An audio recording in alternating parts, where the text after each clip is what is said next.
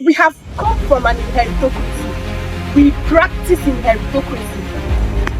But what are you leaving behind?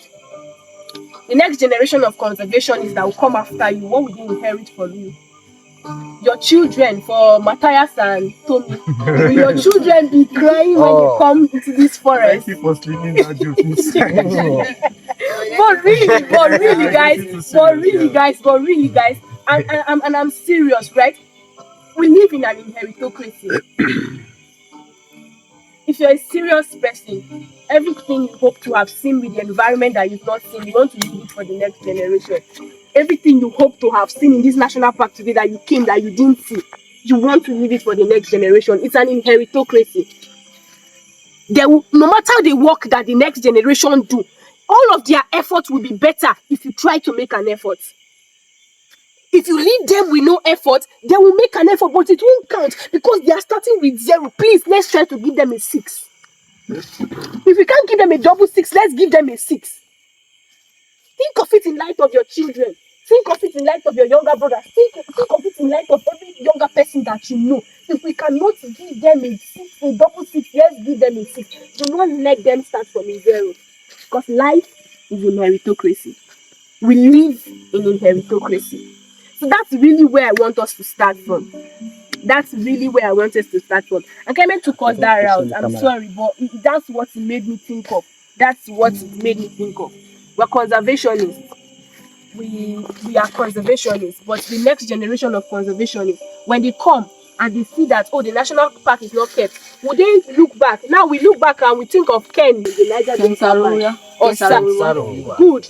We think and we reflect back on him. We think on who's the WTP hall?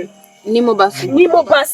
So we have reference. We want to say, oh, Nimo Basi did something, so we can do it.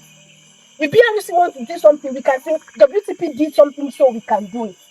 With the next generation come, would they be able to say, because Destiny did this, at least he made a move, so we can do it? Would they be able to say, Anna did it, I know that girl went fast, so we can? So let's give them a platform. Maybe we will not be able to do the change that we want to. Maybe all the change in this world that we want to change, maybe we can't do it, but can we give them a platform? Maybe we can't give them a double 6, but can we give them a 6? Life is in meritocracy. So in all of this our suffer that we have come to suffer today, let's look for a way to give the next generation of conservationists a platform. If you are a talkative, give them a platform that they can talk. Whatever your own strength is. And take it outside conservation, take it to your family, take it to everywhere. Life is in meritocracy.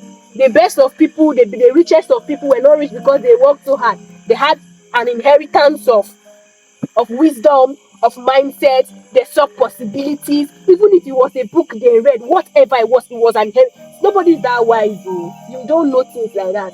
We live in an meritocracy. So I really want us to start from there. I don't know if anyone wants to say anything.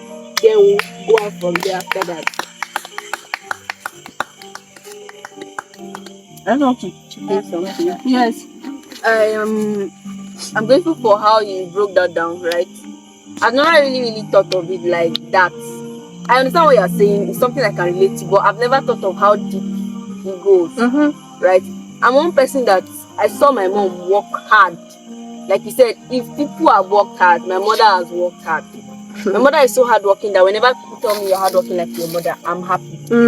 But to a certain extent, I feel like if a certain platform was put down for her, maybe it should have not been like that. Right? Maybe it should have been a little bit easier for her.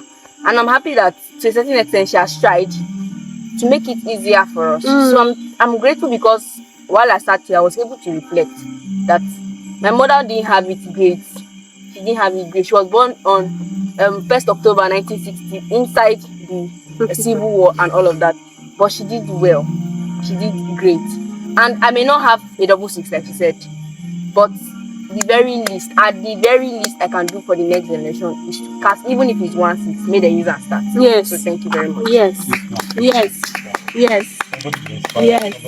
My friend never went to university, but as I am talking today, I have trained myself to a graduate level. I have a degree. 2, and my children Now, I don't think they will go up to the level I started. I think they should have that mindset that where my father stopped, I should be able to start from there. And my prayer for them is they should be greater than. Anytime I kneel down to pray, my children should be greater than I. So I really thank you for that inspirational spirit.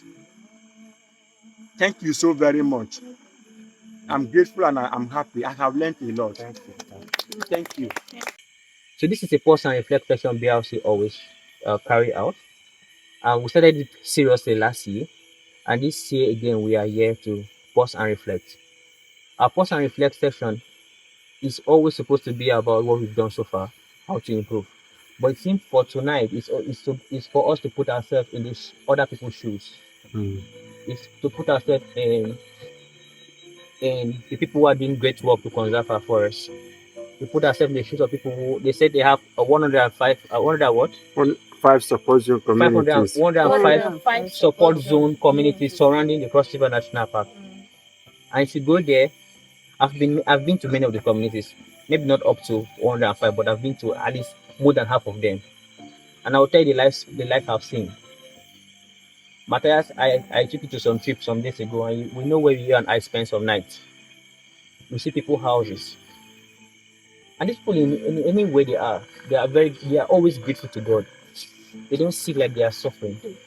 If you take a step of what these people do, you will call it suffer. But those people see it as normal. They see it as normal. At Biodiversity Rescue Club, there are many factors responsible for why we are losing our forests. So when we tell people don't cut down trees, what do you mean? What message are you passing out to them? Is it because you have a comfort zone, you sleep in your luxury there, and then you tell someone to cut down trees? Don't cut down trees. That is a source of livelihood for some people. So how then are you going to stop them? So if you ask me, I don't tell people not to cut down trees. I rather say cut down trees in a sustainable way. I preach sustainability. I don't stop people's source of livelihood. I don't stop you from for instance, I met somebody in one community, and the person was, if they pay you monthly and if they give me the kind of work we have monthly, maybe I'll do this work better than you. Comment the way Bob said something about if he was an angel, he will do the work of an angel more than an angel. If it is easy to be a human being, let angel come and be a human being, let him be angel. It's not easy to be a human being, no, right? We face temptation every day. I don't know if angels face temptations as well. So life is full of mystery. So while we advocate for climate change, we advocate for sustainable action. We plant mangrove, we plant all kinds of things that we are planting. We preach don't cut down forests. Have we look to the root cause of why where we are losing our forests? People are hungry. People are doing this to send their children to school. People are doing this to survive. Many times we have money for luxury. We can afford to sleep in any hotel. But there are people who just want that money to be able to take care of their at least 2 square meal or 1 square meal.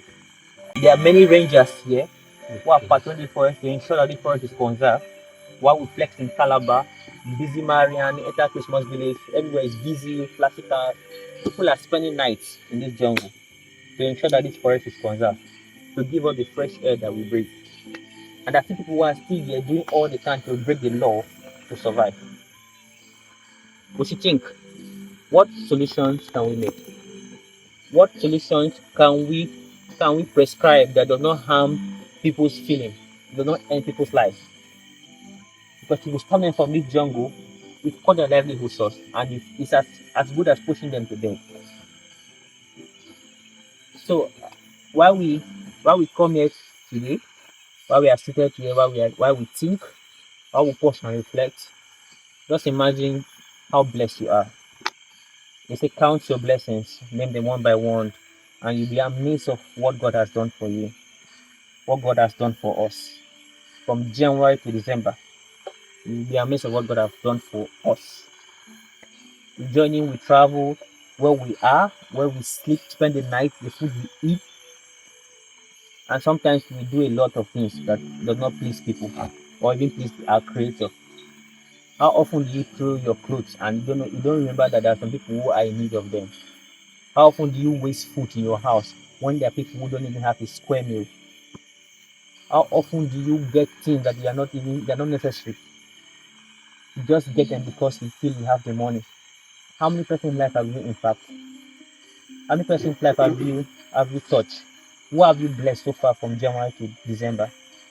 What has been that thing that you are sure that you did it and God, your creator, is happy? Have you planted trees this year? Have you tell somebody about conservation? Have you informed somebody? Have you tried to inspire somebody of why they should protect our forests? Have you tried to inspire somebody and instead of taking advantage of them? So let's all think and reflect. Let's let's try to imagine this. Let's try to put ourselves in people's stories. Let's try to see how we can have a life or plan better for 2026. Because He has blessed us already. We are all going to see the year 2026. We'll survive it. It comes with its own challenges. Are we going to run away when those challenges come? Or we need to stand still to face those challenges as they come? So if we just talk, if we think, we reflect. I would also want um, Destiny to say something. Because we are seated here, all of us will say something. Before Destiny will say something, Okay. my own, I don't want you to say that anywhere you find yourself, don't give up. And whatsoever you are doing, don't give up. When you try and you fail, don't remain there. You have to do what? You stand up and keep on trying. And whatsoever you are doing, please take God as your number one. Put God first. Sustainable action. BRC. Sustainable action. First of all, I want to say a very big thank you to everyone that Because I'm sweating. supported me and encouraged me. Why you laughing? That is it. And I want to say something that it's not all about how you start. Because when I started this journey, it wasn't really nice. It's not all about how you start. And see where they finish strong. There are so many lessons in this. You I get remember the time I started with BRC. We had no sponsor. That time we used to stay at Nats, Yes. an airport field. Airport fill and that, yes. I remember. The beginning wasn't sweet. Wealth is not money, but wealth is people you have, the people you have, right? For each and every one of us, and I don't know, but I see growth in everybody. Like for everybody I've worked with up close and personal in PRC, I've seen growth from the first time I knew you until now. Growth in expression, growth in how you show up, growth in how you speak, growth in the things. And I'm not joking. Like I have seen it, and we are growing, and for that I'm grateful. I'll be leaving the platform for Clement to also talk about how he will define BRC in 2025. But before I do that, I want to give him the accolades because he won't give it to himself. Can we just say thank you to that? It's amazing. Clement is one of the. My mom doesn't know him. My mom just likes him for very funny reasons. Because Mommy said that we're in a generation where young people are looking for, fast way to get rich, fast way to do things, fast way to. For the older person, we went to meeting. I, Anna, and Stanley went for a getting meeting. And one old man.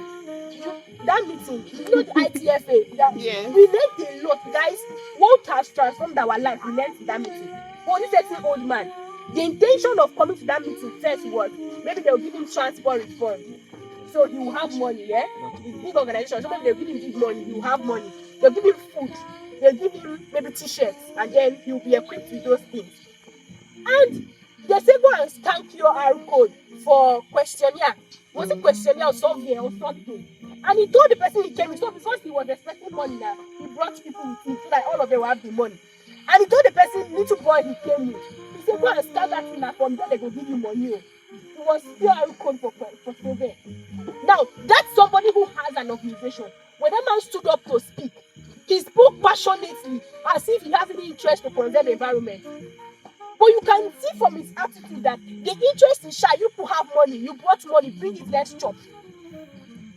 But when they stand up to speak, I don't know if you get it. So we have misplaced priorities. It looks like our interests are contradicting themselves.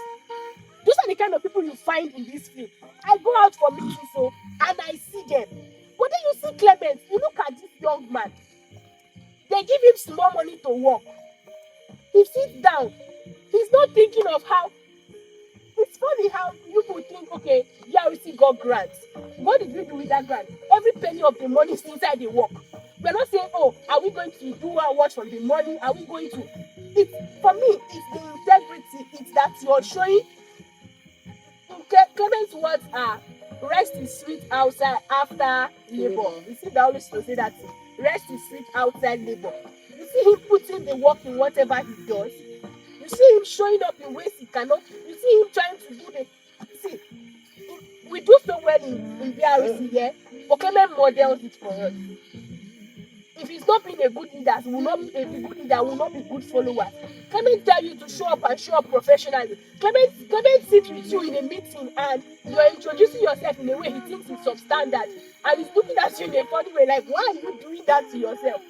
It's I don't know, but one of the first things he said to me in BRC, or if he says it to all of us, is that it's not just creating an avenue to conserve nature or keep the environment. It's also a place where young people can find their footing. And I found my footing. And don't joke. Clock it. Clock it. Don't clock it really. And I found my footing. I'm doing better in things like organizationally, it's getting better. It's showing up, it's getting better. So it's all that somebody has a vision. And just like I said, you see that thing of the meritocracy. We are setting a standard for the people that are coming before us. We are setting a standard. We don't want one year 2 students in geography and environmental studies want to go and start one organization, and he's looking at the people all that are below them and they're all like this. When he sees BRC is like this, when they want to say, okay, what can we do to the environment, they say, no, BRC have gone here, we have to go there. So we have to, and we're trying to do that. And I just want to say thank you to Clement. I want to say thank you for all your efforts. Thank you for how you keep showing up. Thank you for how you try to intentionally build us as individuals before we go to build the environment. Thank you. We see your efforts. We don't take it for granted. And we know, we are hopeful, we are sure that it's going to get bigger. Like I said, we're not stopping soon. Good things they last. It will take time. We're not stopping soon. We know it's going to get better. It might take time, but we're ready for the long run. We're in for it. So thank you, Sir Clement. Thank you so much. Thank you. Now you have the floor to say what you think BRC have been in 2025. Thank you for always thanking me. Like one of the people I respect so much, Andrew Don, will always post a BBC pigeon. He said, when you sharp laborer, when you praise laborer, in collapse we can sharp well. So when each time I get these praises, it only encourages me to do more. And thank you for observing, thank you for noticing, thank you for always inspiring me each time we come out like this. And I draw strength from all of you. Because if you don't follow, who am I leading? Right? If you have not been there to assist, I don't know what I would do. Sometimes it gets so confusing, sometimes it gets so tough, it gets so rough. But we're not giving up anytime soon. Biodiversity Rescue Club has grown to a level where I'm no longer looking back to say I want to give up. When I look back, what I see rather is motivation to go further. So I want to thank you all for making it possible to come to attend this year's end of the year event for us, because by tomorrow we'll be closing officially for the year. But at BRC, There are many of us who still work behind the scene. We never close. We don't No used to break. close, right? Like Anna was trying to say something, but she don't have to say. None of us have to say. Those of us that know you don't have to say anything. We still have work to do before we know that we can finally close for the year. If we don't finish that work between now and 30th of December, then we'll work it till 10th of January. So no closing. After then before we close. But if we leave it to January, mean you have more work. So I used to tell I want to say a big thank you to all of you who have worked as volunteer. I want to also use the point to also thank Dr. Imong, the current country director of Wildlife Conservation Society Nigerian program WCS. Dr. Imong, when I first started my volunteer work with WCS in 2018, they took me to his office and then they introduced me to him.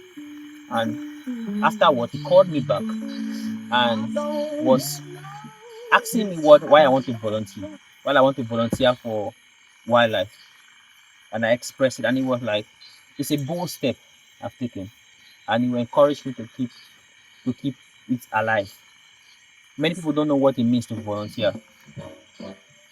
The kind of experience I have even today with the relationship I have with the National Park staff, not because I work with them and receive monthly salary, but because I have volunteered with them.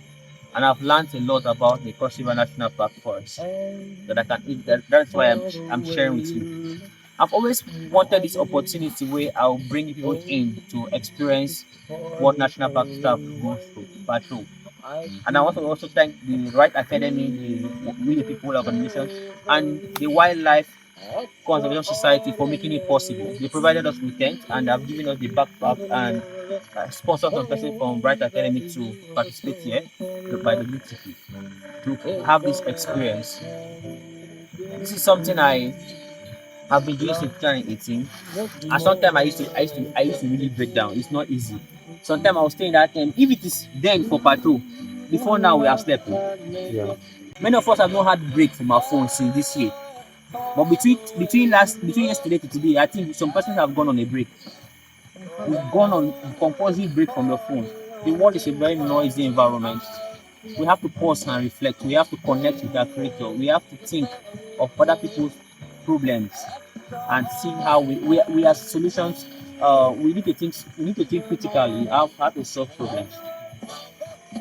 Just like Benedict was talking about the aspect of net communication in this area. That is the problem he noticed. And we all know the reason why that was a major concern to him because he could not communicate. But what about problems that are not major concerns to us, but are major concerns to other people? How do we solve those problems and then make the world a better place? What Biodiversity Rescue Club, the way we planned it, the way we are pushing it, we have seen the handwork of God. God is really present in our story. God is really writing where we got it wrong. God is making it right. God is pushing us, and everything is going to be a successful story. I said to Tommy and Gift last year when we did an award for being the Husband Tommy, and wife now, Tommy and and Matthias. Matthias. They were our best. We gave them an award last year for being the outstanding bio rescuers. And I said something about BRC. We are here to conserve and protect nature. We should be known for our work of protecting God's creations. We should be known to be among the leading organizations of conserving and restoring the beautiful works of God. That is what we want to be known for. Not for selfish interests of getting money to squander money to do any kind of thing. We want to keep these natural resources for our unborn generations to see. We want to make the world a better place. Somebody only said last night she slept at Aerocourt and she was sweating. She's not wrong. Climate change has gotten to the part that you sleep inside the forest and you're sweating. You sleep inside the forest and sweating, which is not supposed to be so. By this time, we are supposed to be looking for cardigan to wear because of the cold. But it's not like that any longer. We are lost in the forest. The Cross River National Park that is 3,000 kilometers square is just by the landscape. but the beautiful trees that make the 3,000 kilometers square are gone. We are losing them gradually. And just like the camp officer was telling us that they are not that nursery we saw there. We want to start planting trees, all those indigenous trees again. And I told them we would like to take part. I don't know how many of us will be available and ready to take part in that activity if we are being called in March next year to plant. As for myself, as long as I'm free and available, I will gladly wear my shoe to join them to plant trees. I don't know who else wants to do that. So I want to thank Courage. I want to thank Anna. I want to thank Matthias. I want to thank them so much because these are the people who have been working as for a while now. I used to trouble them. We call, we text so far. Most times you send messages I don't really see, but those people text. I enter their game every now and then because I disturb their comfort. I make sure I bring them out. They take their time and they have been helping me work behind the scene, even when you feel like nothing is happening in BRC. So I want to thank you for your sacrifice. Sometimes I always feel indebted. Each time I call you out and you come, you don't know the kind of guilt you leave behind, like you leave on me. I have this guilt because I cannot pay you for your sacrifice, but you have been selfless. You've been amazing. You've been supportive. You keep me going, and I leave every meeting feeling very guilty that I cannot do anything to appreciate you because nothing I can do can appreciate you, even if you're giving 10,000 naira to each person, because no amount of money can is enough for the kind of sacrifice you have put in the house. You have been an amazing person. I can tell that the story about what Anna is talking about, that we don't want to talk about anything about it. That's this story, or that success story is to the effort, or I dedicate that success story to Courage, to Anna, to Matthias. Those three persons are the ones bringing this good story to us 2026.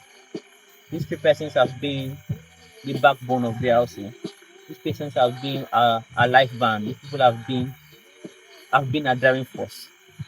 From the preparation to the presentation, all of them it's their effort, and we are going to celebrate that grace coming 2026.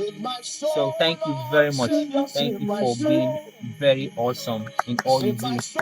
Thank you. Like Corey said, I used to say, the Abby, rest is sweet after labor.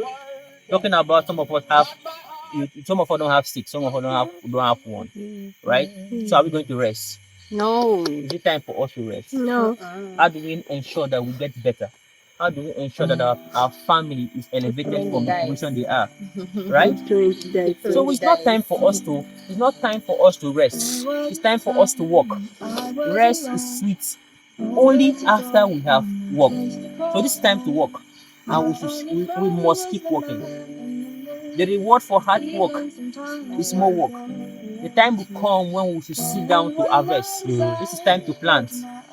It's time to plant in the lives of our family, to plant in our own future, to plant in the lives of those who come after us. And so we need to keep planting. And God, who sees everything we do, will not give us the misfortune of not being present to harvest the fruit of our labor. We will harvest it at the proper time. We will celebrate our harvest. We will enjoy our harvest. Our harvest will sustain us and sustain those coming after us. That's our prayer for that. So I thank you all for the effort. I'm sure that we are tired, but please permit me to also use the opportunity to inaugurate a new member to Biodiversity Rescue. If we don't inaugurate somebody, there's this star among us, because BRC is a magneto that attracts bright lights, that attracts sacrifice, that attracts energy, that attracts ideas, that attracts inspirations, that attract creativity, that attract conservationists, that attract restoration stewards. Blogging Nigeria was the first time I had an encounter with her. In fact, I never knew she had ever been in that BLC prospective Biodiversity Rescue Club group. I've never known until she reached out to me in terms of wanting to plant mango, and then I saw her activities. It will be an amazing blessing to us if we can have this person join the likes of the people I've just mentioned to come into BLC again and contribute to their own contact. And we stay encouraged many of you have bright ideas. It's not necessary for us to come plant mangrove in the mud. There are many ways you can contribute to the Biodiversity Rescue Club and contribute to the planet Earth. If you can say it on social media, please do. If you can write about it, please write. There are many ways to participate. You don't have to come sit with us, right? Just do the very best you can do for nature. You are not doing it for the organization, not doing it for an individual. You are doing it for the world, the planet Earth that we find ourselves. So, Onyi, please stand.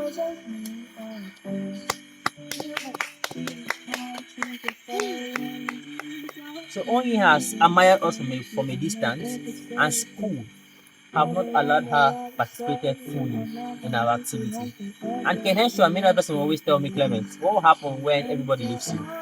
Right? Some will go and come. Matthias is going for service next year. Gifts as well will go for service next year. What will now happen to us? Many people have, some persons have gone for service already, like Exeter and many other persons. Some have just returned from service. And I hope that wherever the federal government will post any of us to, you have BRC in your heart. And when you come back, you still find BRC as a place you belong. Right? Two reasons I would say I found BRC. I found BRC to restore our degraded biodiversity. One. And secondly, in a nation where we don't have employment, how do we create employment? We need to work BRC to the extent whereby we should make a living from what we do. If there are 1,000 persons, if there are 1,000 people that are unemployed, how do we reduce it even if by employing one person? It makes a difference. So creating jobs is part of the mission of the Biodiversity Rescue Club. So only we hope that one day you will not just be a volunteer, you'll be a full-time staff of BRC. You give all you have for planet Earth. So we recognize your effort. We see you, we appreciate you, but the reward for hard work is more work. We are now placing you in that stage where we are going to give you more work. And we hope that you continue to sustain it with the same energy or even more energy that you have been putting in the past. So at this point, I will ask Courage to do the inauguration proper. Within the BRC that people act with the knowledge they have. If they know better, they will do better. So we do education, and then lastly we do advocacy. Because we have to get in those places where power is. We want to do policy reform. Power is in the hand of whoever power is in. And absolute power corrupts, and absolute power they say corrupts absolutely. So people that have power to do things absolutely, if you can get into them, they will absolutely take care of the environment. So those are the three things we do. And we are glad to have you. We know that this is a great addition to us. We understand that you're coming with all of your, we hope that you will come with all of the energy we see you put into the different things that you do. You come up with all of the wisdom that you have, all of the insights, all of the ideas. Like Clement said, you don't always have to show up, but you need to show up if you can. But when you see this now, you say, oh, this set of people, this thing will be beneficial to them, let us know. When you say, okay, let's make posts about BRC, please make posts about BRC and just show up for BRC, and we hope that with you, the organization will get to where it needs to get to. I am Africa, I am the mother, I am the song of creation. I am Africa, I am the mother, the heartbeat of every nation.